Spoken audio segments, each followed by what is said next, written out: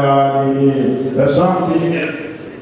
Türk Tatarların tarihi ve yegane vatanı olan Türk 27 Şubat 2014 tarihinde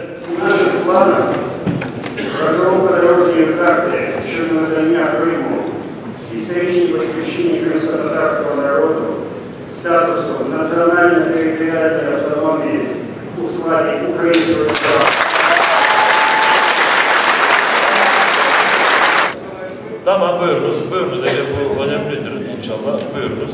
Peki kimse çıkmazsa ne olacak? Bunu da o zaman nizamnameye tekrar kısmetmek gerekir. Nizamnamede yazılan bu madde çeşit varyantları düşündük. Ben de kendi fikrimi anlattım. Ve arkadaşlarımız anlamış gibi oldular, razı oldular. Ama ne içindir? Şimdi susup oturuyorlar. Mustafa